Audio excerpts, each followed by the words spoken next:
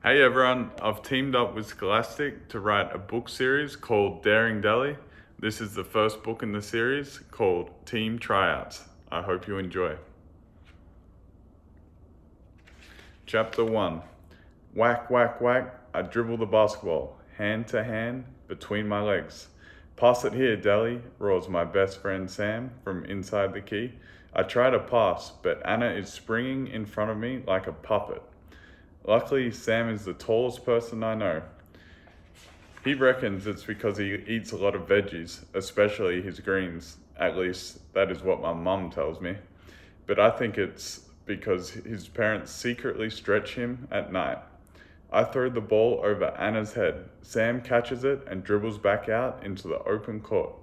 I duck and bypass Anna as she runs towards Sam. She's quick, but I am quick too. Sam, I call as Anna tries to swipe the ball. Sam sees that I'm open and passes. I catch the ball a few meters from the hoop, feet set, focus, and shoot. The ball arcs up and goes straight into the hoop, barely touching the rim.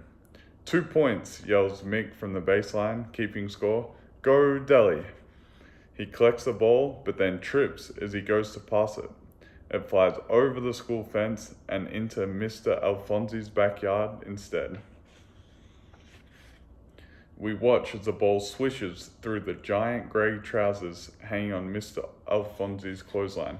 Nice one, Mick. A trousers shot is worth 3 points, jokes Sam. I pull myself onto the fence to retrieve the ball. That's when the teacher on yard duty suddenly shows up. Matthew Dellavedova, what do you think you're doing? I have to get my ball, Mrs. Mills. It's signed by Jimmy Adams. Jimmy who? Mrs. Mills frowns. Is he a cricketer? I am shocked.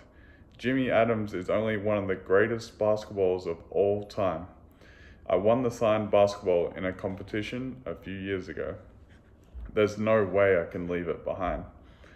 Sam and Anna are giggling. Mick is looking guilty. I am stuck on Mr. Alfonsi's fence. Do I leap over and grab back my basketball, or do I leave it behind? No question. I decide to leap over. Get down from there, Matthew, Mrs. Mills yells. Just then, Mr. Alfonsi appears in the backyard. He looks at me, then he sees my ball. He bends and lobs it over the fence. He's pretty good. I catch it and tumble backwards, landing in a bush. Ah, I groan. Nothing broken, just a few scratches. And I got my ball back. Mrs. Mills is fuming. She opens her mouth to speak, but then, ring! Time to go back to class, says Mick, looking cheerful. Race you there? Sam dares me. I look at Mrs. Mills and give her what I hope is a winning smile. She glares at me for a moment longer, but then gives in and smiles. Off you go, Deli, but no more climbing fences. Yes, Mrs. Mills, I promise. See ya. We all race up the hill, back to our classroom. Anna is fastest. Sam is just behind, taking long, slow strides. I am next. Mick stumbles behind us. Poor Mick. After school, Anna, Sam, and I have tennis lessons. Sam has a killer serve, and his legs are so long that he can almost jump over the net without touching it. Anna is the best at volleys. I'm not the best at anything in particular, just generally alright at everything. My favorite thing to do is to pretend to run slow, like I'm not going to make it in time to hit the ball, then suddenly sprint and whack the ball back across to the other side just before the second bounce. Woohoo! I cry as the ball flies over the net and lands just inside the line before going out. My point. When tennis finishes, Dad meets Anna and me at the gate so we can all walk home together. Anna and I are neighbors. She's telling Dad about our basketball game today. So how did you get your ball back? Dad asks as we turn into our street. The old guy next door to the school came out and threw it back to me. I decided to leave out the bit about climbing his fence. Mr. Alfonsi is a good sport, Anna adds, winking at me. Mick lives on our street too, so we wave at his house as we walk past it. Soon we arrive at Anna's door. See you tomorrow, Anna. Bye, Deli. At home, Mum's made spag bowl. She's wearing her netball gear because she goes out to play every Monday night. Hey Matthew, are you trying out for the junior basketball team? Asks my little sister Ingrid. A piece of spaghetti wobbles between my teeth. What? I say, slurping it up. A basketball team? Yeah, says Yana, my other sister. She unfolds the flyer from her pocket and lays it flat on the table.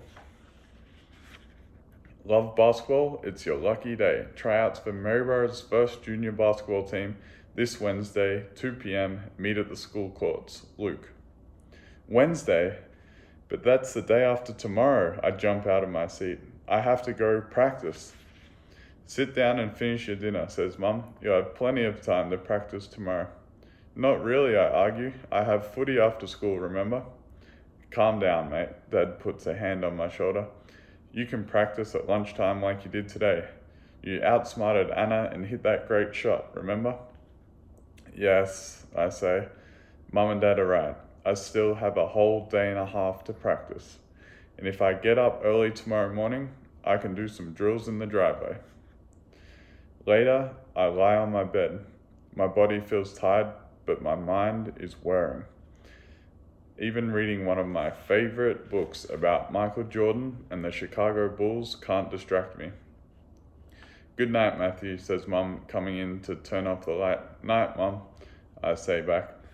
The room is dark, but I'm too excited about Wednesday to sleep. So I sneak out of bed and put my desk light on. I have an idea. I'm going to make myself a training timetable, just like a pro athlete. I rip some paper out of an exercise book and start planning out my day for tomorrow. I look up at my hero, Jimmy Adams. Posters of him playing basketball are stuck to my ceiling, my walls, and my wardrobe. Any tips, Jimmy? I ask. If the real Jimmy was here instead of his posters, he'd say, try your best, Ellie. Okay, I say back. I toss my signed basketball and catch it. I'll try my best. Dear Jimmy, it's your mate Deli here. Just letting you know that Maryborough is finally getting its own junior basketball team. I am stoked. I'm going to give it everything I've got. Fingers crossed I get picked. Will you come and watch us play if I do? From Deli. And that ends chapter 1. I'd love for you to let me know what you think so far, and also let me know what your favorite book is to read before bed. Thanks.